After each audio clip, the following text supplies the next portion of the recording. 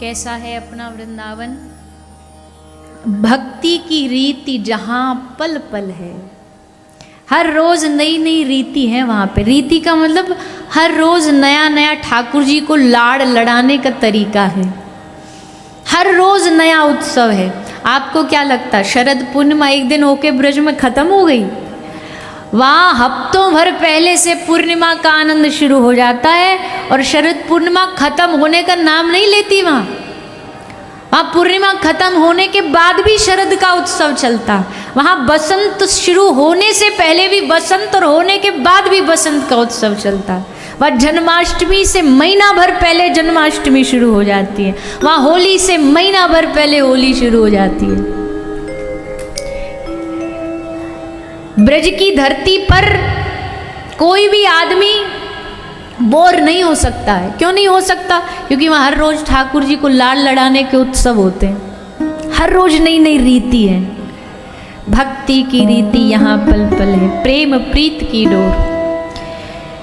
ब्रज की माटी चंदन जैसी, दुनिया की कोई ही माटी ऐसी होगी। आज भी ब्रज रज को लोग माथे पर लगा के चंदन लगा लेते हैं। बोले अगर सुबह उठ के ये चंदन ना लगा पाओ तो ब्रज की माटी लो माथे पे लगा लो। एक आपने देखा होगा यहाँ भी बहुत सारे भक्त हैं गौड़िया संप्रदाय के, माथे पे काला चंदन उनके रहता है। तो लोग जानते नहीं है वो ये काले का मतलब क्या है, ये रंग क्या है। कई तो ऐसे बोले किसका चंदन है, कोई समझता है भैरव जी का है, कोई समझता है किसका है। पर ये ब्रज की माटी है, ये ब्रज की रज है। श्याम कुंडे राधा कुंडे गिरी गोवर्धन, मधुर मधुर बंशी बाजे शैत वृंदावन। वृंदावन क्या है? राधा कुंड श्याम कुंड। तो राधा कुंड की जो मिट्टी है ना, राधा कुंड की जो रज है वो उसको जब स्वच्छ होता है कभी कभी वर्षों में, तो वहां से जो मिट्टी निकलती है वो काली मिट्टी होती है, वो रज माथे पे लगाते हैं। हमारी वैसे विशेष हमारी जो गौड़िया परंपरा उसका चंदन काला ही है। वो तो हमारे गुरुदेव शुरू से गोपी चंदन लगाते थे तो हमने भी वही लगा लिया, तो अब आदत पड़ गई। पर हमारी परंपरा का भी जो तिलक है वो काला रंग का तिलक ही है, वो राधा कुंड की रज ही है। तो ब्रज की माटी चंदन जैसी, ब्रज की मिट्टी का जो स्वरूप है वो चंदन के समान है। मन हो जाए विभोर चलो मन वृंदावन की ओर। तो हम तो आप सबसे भी ये निवेदन करते हैं और सबसे कहते हैं भैया देखो कृष्ण प्राप्ति के लिए धाम की प्राप्ति होना भी बहुत आवश्यक होता है। इसलिए तन से कहीं भी रहो पर मन से धाम में रहना चाहिए, धाम में जाना चाहिए। मतलब रायचूर में रहकर भी कम से कम एक बार तो वृंदावन घूम ही आया करो। दिन में एक बार तो दर्शन माथा प्रणाम करी आया करो। मानसिक रूप से सुबह सुबह जाओ।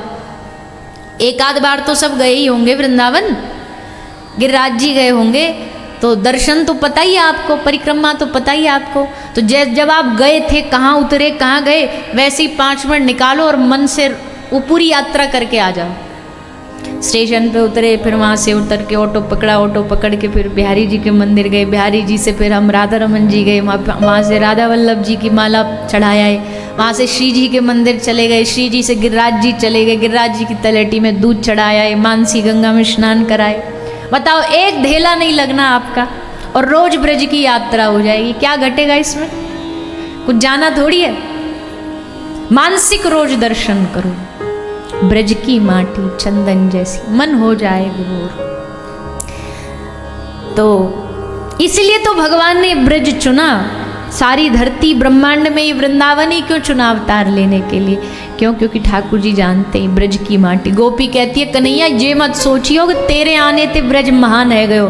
गोपी कहती है तू या ब्रज में आयो या माने तू महान है गयो, या ब्रज की माटी के कारण तेरी महत्वता इसलिए बढ़ गई क्योंकि तू ब्रज में आया, तू वृंदावन में आया। तो भैया ठाकुर जी भी ब्रजवासिन से बहुत प्रेम करते हैं। बताओ 7 दिन के लिए भूखे प्यासे गिरिराज जी उठा के ठाड़े रहे, किसके लिए? ब्रजवासियों के प्रेम के लिए। तो 7 दिन तक भूखा प्यासा कोई आपको हमको रख दे तो रहेंगे क्या? ठाकुर जी को कितना प्रेम है ब्रजवासियों से। हाथ में बांसुरी लेके एक हाथ से बांसुरी बजा रहे, एक हाथ से श्री गिरिराज जी को उंगली पर धारण कर लिया। 7 दिन तक बांसुरी बजाते जा रहे हैं, खड़े ही खड़े हैं वहां पे बांसुरी बजा रहे। और ब्रजवासी भी भैया भूल गए, कृष्ण प्रेम में इतने डूबे हैं, ये भी बावरे हैं, इनको याद भी नहीं खाना पीना का भी कुछ व्यवस्था करनी है। गोपी बोली अरे मैया खाने की क्या जरूरत है, ठाकुर जी की रूप माधुरी पान कर रहे हैं ना, बस पेट भर गया हमारा। तो इसी प्रेम के कारण ठाकुर जी ने गिरिराज जी को धारण किया। 7 दिन तक गिरिराज जी को धारण करके खड़े रहे। कल आप सबने कथा सुनी, कथा नहीं दर्शन किया लीला का, कि ब्रज की एक बहुत पुरानी परंपरा चलती हुई आ रही थी इंद्र की पूजा करने की। देखो कभी कभी ना कई परंपरा समय के अनुसार बदल देनी चाहिए।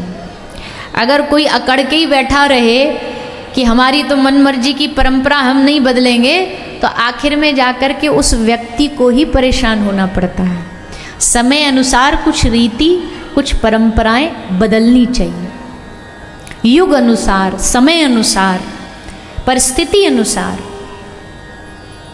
भगवान ने कहा ब्रजवासियों को कि आप सब लोग इंद्र की पूजा करते आ रहे हो, पर अब समय हो गया है कि अब इंद्र की पूजा रोक करके गिरिराज जी की पूजा करी जाए। ब्रजवासी बोले अरे लाला कैसी बात कर रहे हो तू, इंद्र देवता को नाराज करवावे को, ये देवता बड़ी जल्दी रूठ जाते हैं, इनके मुंह बन जाते हैं। बोले रूठ जाए तो रूठ जाए, हमारे पास इनसे बड़ी शक्ति है श्री गिरिराज भगवान, सबके आराध्य हैं, हमारे भी आराध्य हैं, वो रूठ जाएंगे तो ये है ना अपने पास, ये बचा लेंगे।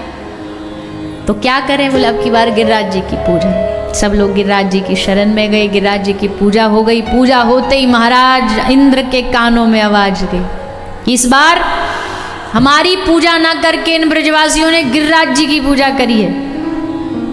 अब तो महाराज अभिमानी को बड़ी जल्दी ठेस पहुंच जाती है, उसको प्रणाम ना करो, उसका स्वस्ति वाचन ना करो, उसको फल फूल ना चढ़ाओ, इसी बात में रूठ जाएगा, इसी बात में नाराज हो जाएगा। तो इंद्र को अपना अभिमान जो है, भगवान को तोड़ना भी इसका अभिमान ही था। भगवान को ज़्यादा जब बहुत बढ़ जाता है ना, गुब्बारा फूल जाता है, तो भगवान एक ऐसी पिन चुबाते हैं कि सारा गुब्बारा गुमान फूट करके रह जाता। अपने जनों में विशेषकर एक बार कथा आती है कि भगवान कृष्ण और रुक्मिणी जी के संवाद की, कि भगवान कृष्ण और रुक्मिणी जी संवाद करें। रुक्मिणी जी को ने थोड़ा सा अपने स्वरूप का एक वो था, है भी रुक्मिणी जी से बड़ा सौंदर्य किसके पास हो सकता है। तो रुक्मिणी जी सबसे ज़्यादा हमसे प्रेम करते हैं, देखो सबसे ज़्यादा हमारे महल में टाइम बिताते हैं। ठाकुर जी ने देखा अच्छा, इधर एक भगवान के और निजी पार्षद को घमंड हो गया, गरुड़ भगवान। गरुड़ भगवान को भी लगा, बोले हम नहीं हो तो ये कैसे जा पाएंगे बताओ, हम ही तो लेके जाते हैं, हम ही तो इनके ड्राइवर हैं। और एक अभिमान हो गया सुदर्शन चक्र को कि भैया हम तो ठाकुर जी ने सोचा कि थोड़ा अपने जनों पे होता ना, तब ठाकुर जी अभिमान शांत करते हैं। क्यों? क्योंकि भगवान को उनका अभिमान पसंद नहीं आता। तो भगवान ने गरुड़ भगवान को कहा, गरुड़ जी हमारा एक काम कर दो, हनुमंत लाल जी से आज मिलने का मन कर रहा है, जरा उनको ले आओ हमारे पास मिलवाने के लिए। गरुड़ भगवान बोले लो प्रभु, यूँ गया यूँ आया, आप जब तक भोजन भी नहीं करोगे उससे पहले ही ले आऊँगा। तो गरुड़ भगवान गए, जाकर के हनुमान जी को कहा। हनुमान जी तो अपने सीताराम सीताराम सीताराम लगे पड़े थे, डूबे हुए थे। गरुड़ भगवान बोले आपको भगवान याद कर रहे हैं प्रभु, चलिए हमारे पीठ पर बैठ के चलिए। हनुमान जी बोले अभी हमारा थोड़ा भजन पूजन रह रहा है, गरुड़ जी आप पहुँचो, हम आ रहे हैं पीछे पीछे। बोले अरे तो आप तो जब तक पहुँचोगे जब तक तो पता नहीं कितने दिन लग जाएंगे, हम तो अभी आए और यूँ मन की तेज गति से ले जाएंगे आपको। गरुड़ समझ गए हनुमान जी कि ठाकुर जी ने क्यों इनको भेजा। हनुमान जी बोले अरे प्रभु चलो, आपसे ज़्यादा से ज़्यादा 1 आध घंटे लेट होंगे पर हम पहुँच जाएंगे, आप पहुँचो तो हम आ रहे हैं बस पूजा खत्म करके। तो गरुड़ भगवान को भेज दिया। गरुड़ जी जब तक पहुँचे द्वारिका में, उससे पहले दरवाजे पर हनुमान जी ठाड़े मिल गए। हनुमान जी पहले ही वहां पर खड़े हुए मिले। गरुड़ भगवान बोले कैसे आए? बोले अपने पैरों पे आए, तुमसे पहले आए। अच्छा, भगवान से मिलने बोल नहीं, वहीं जा रहे हैं, चलो। तो चले, अंदर भीतर गए। जा करके भगवान ने कहा, अरे हनुमान जी, हनुमंत लाल जी आ गए, आप आइए, आइए पधारी। अरे कैसे आए? बाहर किसी ने रोका टोका नहीं? बोले हाँ था तो एक वो चारों तरफ हमारे घूम रहा था, चक्कर काट रहा था। कौन? बोले सुदर्शन चक्र। बोले हाँ।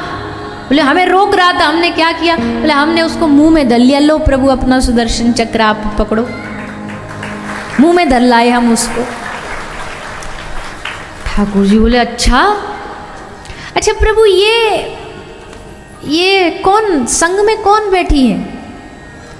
तो ठाकुर जी बोले ये तुम्हारी आराध्य की जो मालकिन है, जैसे माता जानकी है वैसे ही ये है, जैसे आप जानकी माता की आराधना करते हो वैसे ही ये है। हनुमान जी बड़ी जोर से हंसे। पहले तो हंस के बोले अरे प्रभु हमको माफ़ करो, हमें गलती हो गई। हमने लगा कोई प्रभु ने गलती से कोई यहाँ की कोई दासी अपने संग बैठा ली है। अरे प्रभु कहाँ हमारी माता जानकी। अब रुक्मणी जी तो ऐसी टेढ़ी टेढ़ी देखे। ठाकुर जी ने हनुमान जी के माध्यम से तीनों का अभिमान नष्ट करवाया। भगवान कहते हैं आप सब हमारे जन हो, पर हमारे जनों में भी कभी अभिमान आएगा ना तो हम अपने किसी जन से उसका नाश करवाएंगे। जैसे आगे के प्रसंग में गोपी को भी अभिमान आया तो भगवान ने स्वयं उसका नाश किया है। इंद्र के अभिमान को, मान को भगवान ने तोड़ा। कैसे तोड़ा? गिरिराज जी की पूजा देख करके एकदम बावरा हो गया। मेघों को आदेश दे दिया जाओ ब्रज में मूसलधार बारिश करो। मूसलधार वर्षा हुई। सबको बचाने के लिए श्री ठाकुर जी ने 7 दिन तक श्री गिरिराज जी को अपनी उंगली पर धारण करके ठाकुर जी खड़े हो गए। 7 दिन तक गिरिराज जी को धारण करे ठाड़े रहे। सब उसके नीचे खड़े होकर के खूब आनंद लेते। ब्रज में खूब आनंद बरसा 7 दिन। इंद्र ने किया तो प्रकोप था, पर वो वरदान बन गया। क्यों? 7 दिन ठाकुर जी के संग खड़े, आनंद ले रहे ठाकुर जी के संग खड़े होकर के। तो ऐसा आनंद ब्रज में खूब बरसा। अंत में इंद्र ने आके भगवान से क्षमा मांगी। गौ माता ने आकर के सहयोग दे करके इंद्र को क्षमा दान कराया, क्योंकि इंद्र जानता अकेला जाऊंगा तो ये भौहें टेढ़ी करके देखेंगे। अगर इनका गुस्सा शांत कराना है तो आगे आगे जब कोई आदमी गुस्सा हो ना, नाराज हो, तो उसकी प्रिय चीज़ लेके जाते हैं हम, ताकि उसको देख इनका गुस्सा शांत हो जाए। तो ठाकुर जी की प्रिय चीज़ क्या है? बोलिए ना। है? हाँ, ठाकुर जी की प्रिय है गौ माता। गौ माता को देख करके ठाकुर जी का गुस्सा एकदम शांत हो जाता है। को भगवान कितने भी हमसे कोई अपराध में भी नाराज हो ना, पर वो जब देखेंगे कि भैया ना ये अपने जीवन में इसने घर में गौ माता रखी है, उनकी सेवा करता है, उनको रोटी खिलाता है, उनको चारा खिलाता है, तो भगवान देख करके हमारी छोटी मोटी गलतियों को क्षमा कर देंगे। ये तो हमारी गौ माता का सेवक है, तो इसकी उन सब भूलों को हम माफ़ कर देंगे। इसलिए कोई भी शुभ काम होता है, जन्म होता है तब भी गौ माता का पूजन करवाते, मृत्यु होती है तो गौ माता की पूंछ पकड़वाते हैं। शादी ब्याह में ये गाड़ी वाड़ी देने का सिस्टम तो अब कलयुग में चल गया है खूब सारा, कि बेटी को खूब सारा सोना देंगे, खूब सारी हीरा जवाहरात देंगे, फिर गाड़ी देंगे। पहले के ज़माने में बेटी को क्या देते थे? कन्यादान के साथ साथ गोदान होता था, गोदान दी जाती थी, और लोग छोरी भी उसी के घर में ब्याहते थे, अपनी बेटी उसी घर में ब्याहते थे जहाँ ज़्यादा गाय होती थी। बोलो भैया बड़ा पैसा वाला आदमी है, इतनी गाय रख रखी है। जैसे आजकल प्रॉपर्टी गिनते ना, जमीन जायदाद, उस समय कितने गौवंश हैं वो गिना जाता था। अब पर आज का तो समय ही बदल गया। आज तो कहाँ गाय, कहाँ गोदान, सब भूल गए हम। कोई भी शादी ब्याह हो भैया, चाहे बेटा की चाहे बेटी की, गोदान जरूर किया करो। किसी का जन्म है, बालक का जन्म हुआ है, गोदान करो। किसी के घर में मृत्यु हुई, अब उसमें तो थोड़ा बहुत कर देते हैं, पर बाकी उत्सवों में नहीं करते हैं, पर अवश्य करना चाहिए। ठाकुर जी उसी से प्रसन्न होंगे। हम तो ये कहते हैं कि आपको अपना उत्सव भी जैसे घर में मना लिया, बैंक्वेट हॉल में मना लिया, बैंक्वेट हॉल में आपने सबके लिए शादी की पार्टी रख दी, उसके बाद जाकर के आपकी शहर में गौशाला एक दूर भी है, हम गए थे उस दिन, हाँ जी, मलियाबाद, हाँ मलियाबाद गौशाला, तो वहाँ गए थे हम। तो एक शहर में भी है, यहाँ भी चलती है। तो अब जब आप कोई शादी ब्याह हो ना, तो शादी ब्याह में आपने हॉल कर लिया, वहाँ पे शादी का पार्टी कर दी, सबको दे दी, पर अब एक पार्टी जाकर के गौशाला में गायों की करो। एक पार्टी गौ माता की होनी चाहिए, जाके उनका बढ़िया चारा वारा खिला के आओ, गुड़ खिला के आओ, तो उनका आशीर्वाद आपके परिवार को मिलेगा, घर को मिलेगा। तो इंद्र जानता है कि ठाकुर जी इसी से प्रसन्न होंगे, इसलिए गौ माता को संग लेके आया। भगवान गाय को देख के उनका क्रोध शांत हो गया, इंद्र को क्षमा कर दिया। इस प्रकार श्री गिरिराज भगवान के गोवर्धन नाथ की सुंदर कथा श्री सुखदेव जी महाराज ने श्रवण कराई है। आगे कुछ और प्रसंग सुनाते भये अब श्री सुखदेव जी महाराज की कथा सुना रहे हैं। कल थोड़ा सा तो आप सबने भूमिका सुनी ली थी, आज उसी प्रसंग को आगे बढ़ाते हुए भगवान पिता रात्रि शरदोत फुल्ल मल्लिका विक्षरंतुम मनश्चक्रे योग माया मुपाश्रिता। भगवान ने बांसुरी वेणुनाद किया, गोपी के कान तक बांसुरी पहुंची और सारी गोपी वंशी श्रवण कर गोप कुमारी, अति आतुर है चली शाम पे तन मन की सब सुरत बिसारी। कैसा हाल हो गया गोपियों का, गल को हार पहन लियो कटी में, गले का हार पहन लिया कमर में, और कटी की करदनी गले में डारी। एक नैन अंजन बिन सोहे, एक नैन में काजर डारी, और कान बुलाक, बुलाक होता है जो यहाँ नाक में पहना जाता है, पर गोपी ने कान बुलाक कपोल पे बेंदी, नाक में पहरी कान की बारी। नाक में कान का, कान में नाक का, एक पग पायल के धारत कर में, पायल हाथ में पहन ली, एक पग पायल ले धारत कर में, कर की पहुंचिया पगन मझारी। कोई पति भोजन परसत दौरी, कोई जेवत कर ग्रास सिधारी।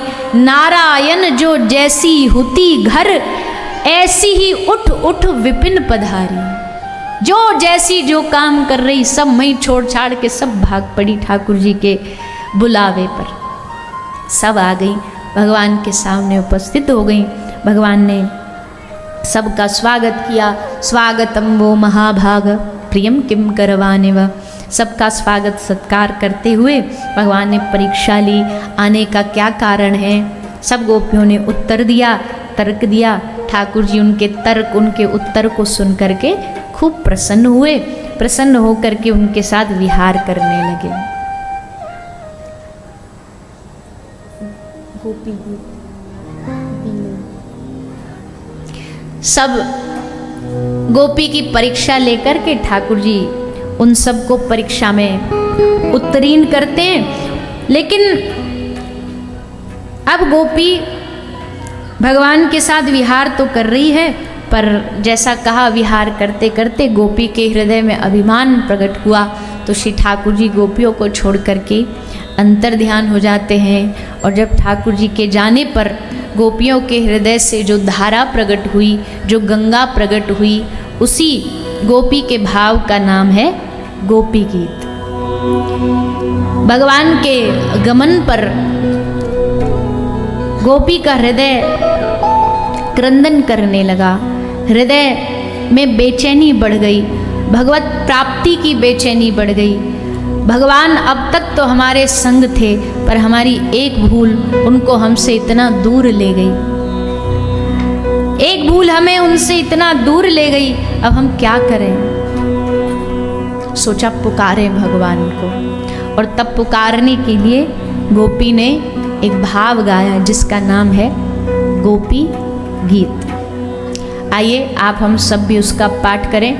2 मिनट के लिए सभी एकदम शांत हो जाएं, और हमारी प्रार्थना ये ना, आना जाना मैया थोड़ा बंद कर दो, आप बैठ जाओ एक जगह, कथा से पहले आ जाया करो, पूरा कथा में बैठा करो, एक बार उठा करो, बार बार आना जाना मत किया करो।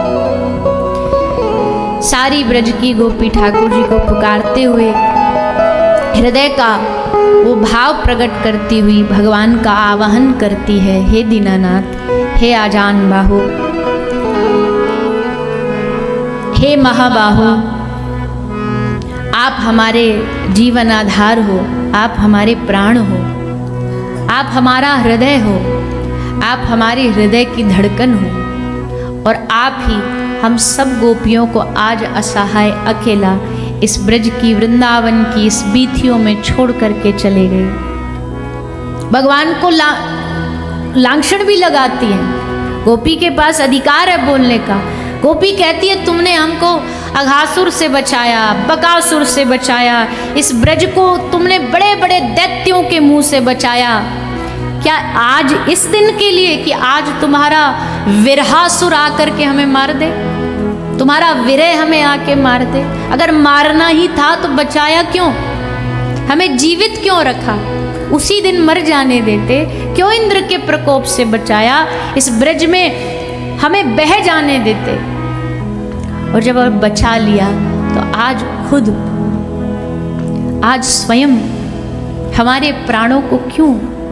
प्रभु हे श्याम सुंदर, हम तुम्हारी दासी हैं, माना कि हमसे भूल हुई, माना हमसे अपराध हुआ, माना हमारे हृदय में अभिमान प्रकट हुआ, लेकिन उस गलती का उपाय छोड़ जाना तो नहीं है, उस गलती का उपाय छोड़ करके अदृश्य हो जाना तो नहीं है। हमें डांट लगाते, नाराज होते, गुस्सा करते, लेकिन कम से कम हमारे समीप रहते, हमारे आसपास रहते। अब हम कहाँ जाएं?